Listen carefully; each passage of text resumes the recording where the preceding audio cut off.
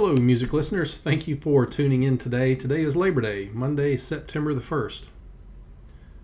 On today's episode, we're going to go back and look at the Heresy 1's that we looked at last week. Last week, I did a thing with the Heresy 1's and put the new woofers in them, but actually they were not new. They were the old Forte 1 woofers that I had taken out and replaced with some new Klipsch woofers. So I took those out and put them back in the Klipsch boxes. And today, when I was looking for something in my audio closet, lo and behold, found the new Klipsch woofers still sitting in their boxes and thought, my goodness, how did I miss that? So it gave me an opportunity to put those in today and also do an A-B comparison for how they compared to the Forte 1 speakers, and decided to do some critical listening and wound up comparing those to how they sound to the Fortes right now. So that actually wound up being a silver lining to the mishap last week, and was able to make some lemonade out of some lemons. And you can see to the left the new Heresy 4 woofer that went into the Heresy 1's from the back side, obviously. Same speaker, but from another angle. The vents are supposed to help with heat dissipation, which can improve performance. They should help the speaker become more efficient and also reduce some distortion. Another photo here from the side of the speaker. Really not a big fan of these type terminals where the speaker wires connect. They can be sometimes flimsy, and which means sometimes they feel like they can break when you're taking speaker wires off or putting them on. Here's a picture from the front side. As you can see, they look very nice, very clean. And in this photo, you can see I put some of the Noico vibration dampening mat on the legs of the woofer basket. And a quick photo of them after being installed into the Heresy cabinet. And I don't know about you guys, but I really do like the vented look on the back of the magnets. They do help performance and efficiency, but just the aesthetics of them with the black magnet, I think that looks fantastic. And last but not least, for photos, as you can see, these are the Heresies in the main listening room. Thoroughly enjoyed listening to them this afternoon and think they look really good with the rest of the system. So now for the good stuff. How did they sound compared to the old ones, and also how did they sound compared to the Forte 1's? Before getting into the sound comparisons, just want to point out that these are one pair of Heresies in my listening room compared to the Fortes, and there were some pros and cons. And so, as you know, you take one set of speakers, put them in a different room and with a different system, everything sounds different, and it's always up to the ear of the beholder, so to speak. So once I started listening, the main thing I noticed right off the bat was, and sort of as an expectation, and it panned out that way, was that the overall sound of the speakers were very full-bodied, and the low end on the mid-range did improve and warm up. Where I was disappointed with these speakers compared to the Fortes seemed to be that there were holes in the soundstage, or that the soundstage itself was not anywhere near as full in the room as it is with the Forte 1's.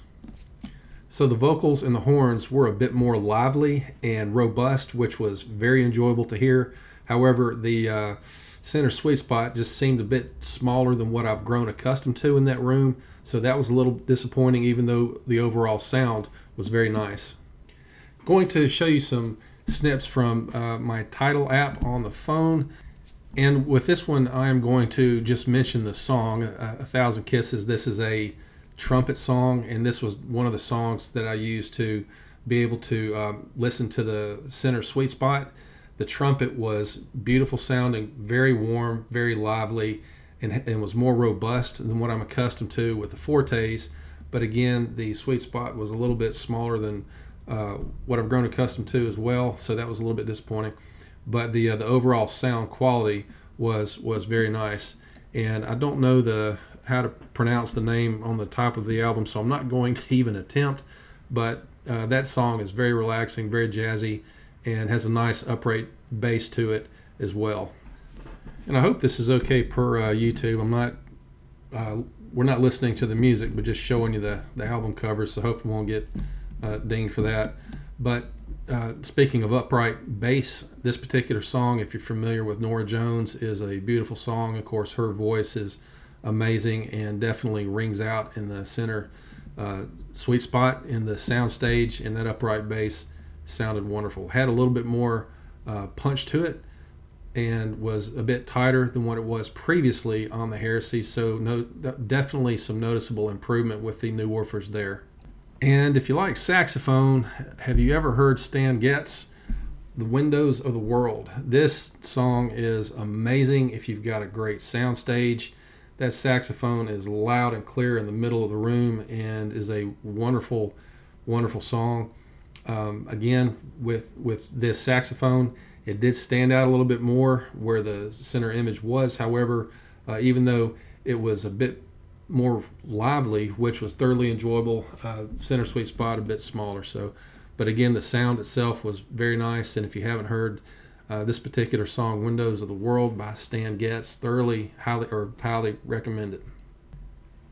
And recently I found this song by Phil Collins to be a really nice song to test my soundstage and sound quality improvements in the room. It seems that the better the quality cables and improvements that I've made to the system, even the power cord, the spaciousness that this song has is lush and beautiful, and there is a slight reverby decay throughout the room. So in the mixing and the producing of this song, they did an excellent job of creating the sense. If there wasn't an actual room, it could have all been done on the mixing board and with sound effects, I don't know, but there's an excellent sense of just being in a nice quiet room with Phil Collins, with just the decay just kind of cascading across the stage very slowly. And it's a really neat song to experiment with the deeper that I've gotten into improving the sound quality in the room. His voice was excellent, a little more liveliness, as I said, with the trumpets and saxophone, but again, just that sweet spot with the Heresy, a little bit smaller compared to the Forte, but sounds wonderful. And this song right here, The Other Side by Public Service Broadcasting, is another really interesting song to test spaciousness in your soundstage.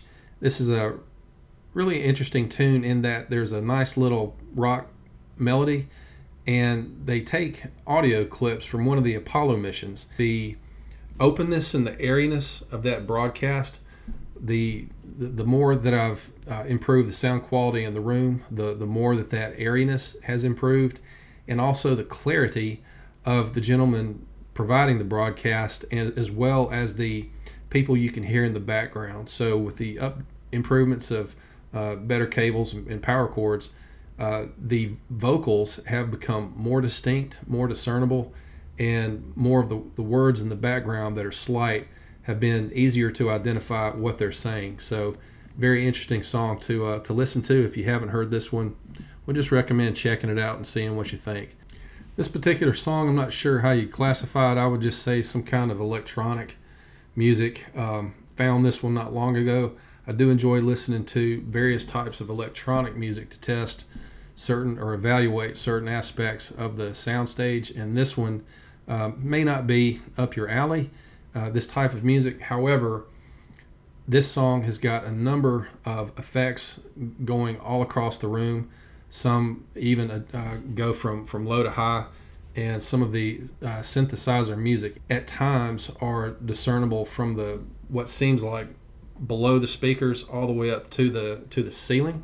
Yeah, the height and the breadth overall of the soundstage, this song may push your soundstage to the limit. So if you're wanting to get a good feel for how your soundstage is coming along, if that's your thing, then give this song a shot.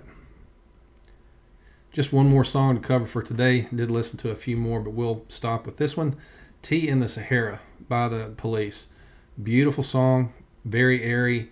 The reverb associated with Andy Summers' guitars, his guitar work is very lush, definitely expands all the way across the room.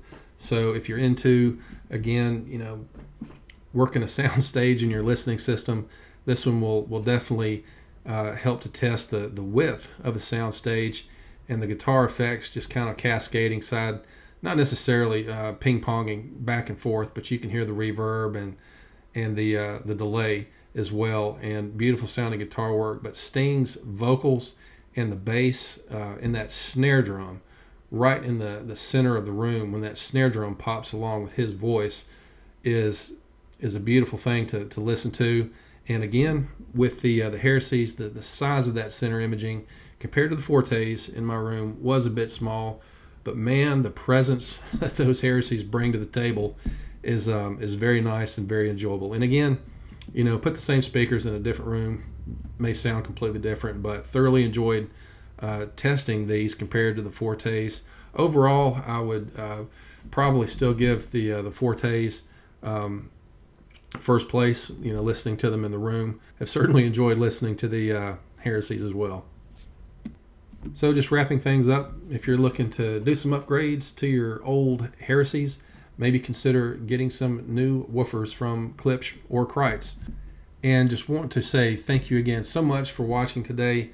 Really appreciate it. If you enjoyed the content, would ask that you please click that like button and subscribe to the channel, as that will definitely help the channel to grow. So thank you again, and have a great rest of the day.